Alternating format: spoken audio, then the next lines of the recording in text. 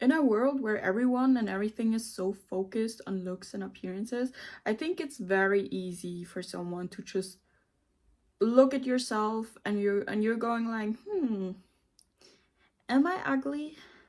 Am I unattractive? It's very easy to simply question yourself and start to get insecure when you're constantly confronted by all those beautiful models, celebrities, influencers out there, but you're probably more attractive than you think you are. Hi, my name is Letty. Nice to meet you. How you doing? I hope you're doing good. Hi. As I said, you're probably more attractive than you think you are, and there are several reasons coming from me. I wouldn't call myself ugly, but I also wouldn't go out and call myself conventionally attractive.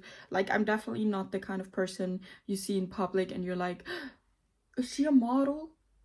It's obviously I'm not. But you also would acknowledge, okay, she's actually quite cute. Okay, first of all, you're probably tired of hearing it because you have heard it so many times already, but you need to realize that most of the things you see out there on social media is not real. It is not real. And as I said, you're probably tired of hearing it because you hear it in every single video. You hear it like everyone tells you that. But let's be fucking for real.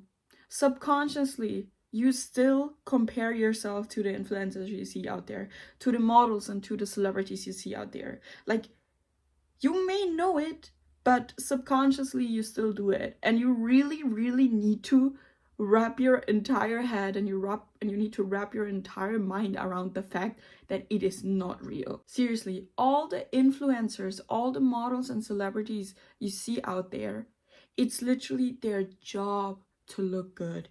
Their entire career, their entire life is based on how they look. They have to look good. They have to be attractive. They need to have a completely snatched body in order to make money because it's literally their job. You, on the other hand, out there, I assume you probably have a completely ordinary life. Like, you're probably a student. You go to school, you go to university. Maybe you have a 9 to 5. Maybe you are an influencer yourself, but just not that kind of influencer. But overall, you have a complete ordinary life. All those influencers and celebrities and models you see out there, as I already said, it's literally their job to look good. They have to maintain this kind of appearance. They wake up and the first thing in the morning, they probably go to the gym for several hours. Can you do that? No, because you wake up and probably have to go to school, or you wake up and you probably have to head to your office or to the place you work in. The influencers, models, and celebrities you see out there, they probably get any kind of beauty treatment once a week. They probably get their hair done twice a week. They get a new haircut, new hair color, whatever. Can we do that? I mean, technically, yes, if you have the time and money to do that. But do we really have that? I don't think so, because for me, I have to go to university 4 times a week. Then I work a job at the same time. Then I have to study. I also have friends and family. And sometimes I'm able to squeeze in working out. Sometimes I'm able to squeeze in like a hair appointment every 3 months. But that's basically it. We simply have a complete ordinary life, and it's not our job to look this good. And like, even the people who appear to be natural, they're not really natural either. Especially in our time, I think filters and AI and in general just editing is so advanced that we don't even realize, or we don't even recognize anymore, what is real and what is fake. There's a saying that goes, everybody can be an 8, some just have to work more for it. And as unfair as it sounds, it sadly is the truth. Some are born naturally pretty and they will have it easier in life. They won't have to go to the gym every second day. They won't have to diet. They won't have to get this kind of beauty treatment because they're simply born pretty. But some others, aren't, which means they have to put in more work. Pretty privilege is sadly a thing, and it definitely makes your life so much easier. You will maybe get approached more, people will take you more serious. Maybe, like, I've even heard that some people got a job just because they were more attractive than other people. It sadly is the reality, and you have to accept that. Our world is very superficial and shallow. As sad as it sounds, it is the reality, and we have to accept that. But this doesn't mean you can't achieve this yourself. As I said, everybody is an 8. Some just have to work more for it. It sucks. I know it sucks. But you have to realize that. You have to accept the reality, but not your fate. Because changing this is simply in your hand. This is simply a question of self-discipline. Because if you really want to reach your true potential and your peak form, basically, you will simply have to work more for it. While some people have it easy and they were born like this, we might need to hit the gym one more time often than the others. We might need to cut out certain things from our diet. We might need to figure out first what suits us and what doesn't, what kind of colors looks best on us, what kind of clothes look the best on us, and stuff like that. We simply need to put more effort into ourselves and work harder for it. But at the end, we still can achieve this. You're probably going to hate me for that again, because you probably have heard it a million times by now. Just be confident. Like, if it was that easy, we all would be confident. I totally get it. But confidence,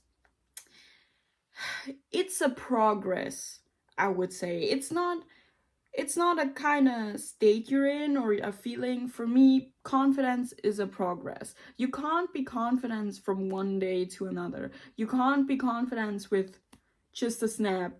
It's a progress, and you have to, again, kind of work for it. Confidence comes definitely from the inside. Of course, if you're conventionally attractive or if you're pleased with your own looks, it will definitely make it easier.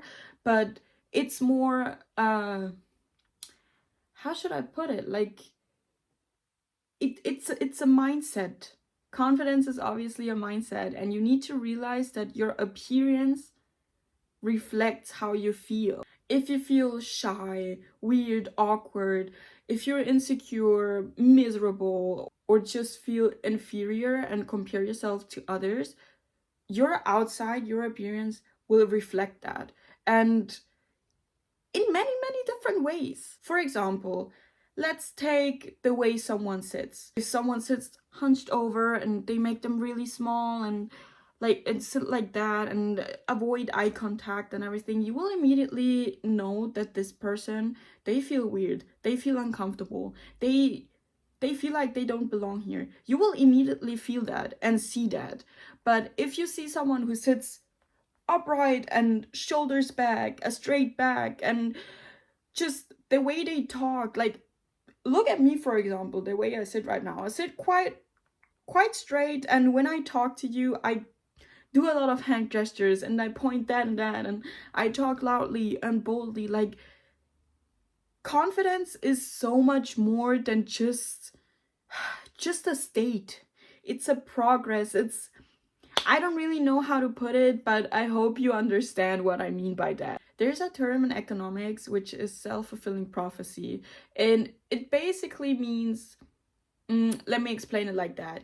You have your own company, you're currently analyzing your data, and you realize, okay, my company hasn't been doing that well in the past few months, and the future, there is a possibility for change and that it will increase again, but I'm not really hopeful, I don't really think that will happen. So you will already have that mindset, okay, the end result will be shit. Like, it will be bad, it will be miserable, and I will fail. And it's kind of it's basically manifestation. With that kind of mindset, it is more likely that the end results will be bad, although there's also a possibility that it will do a complete change and it will be better than what you have expected. So self-fulfilling prophecy. You already tell yourself, okay, the situation will end shitty, so it's also most likely to end shitty because you immediately have that mindset. So confidence is a whole progress. It's a whole mindset change. It's basically fake it till you make it. Although you can still feel insecure, you can still feel miserable and shy and awkward, and you can be insecure and anxious. It's totally normal, it's human, but you kind of just have to downplay those feelings and basically fake your confidence, fake that you're positive, fake the way you carry yourself, and at some point you will stop faking it and it will become natural. Confidence is so much more. It's the way you talk, it's the way you sit, it's the way you walk, it's the way you carry yourself.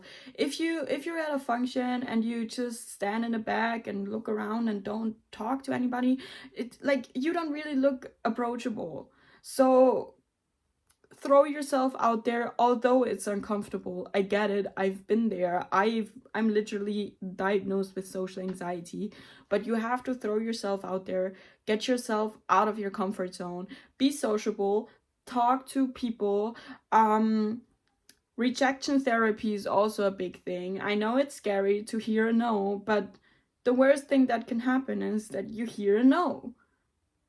It's not that deep at the end. I remember back in elementary school, like I was always overlooked and the last one to be picked in sports. And when there was like, let's say we played family, I was always left out, or people were like, "Oh, Letty's still left. What do we give her?" And then I'm like, distant cousin, like whatever, who lives far, far away. So I always used to get like the weird things and the leftover roles. And then something around the age of 13, 14 changed.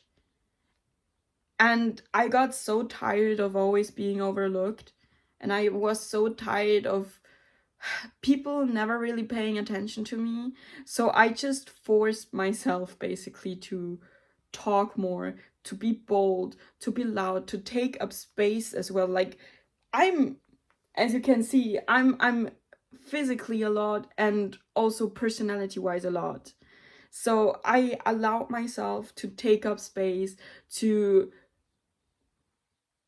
be who I am and who I want to be, basically. I don't have to make myself smaller just in order to be liked.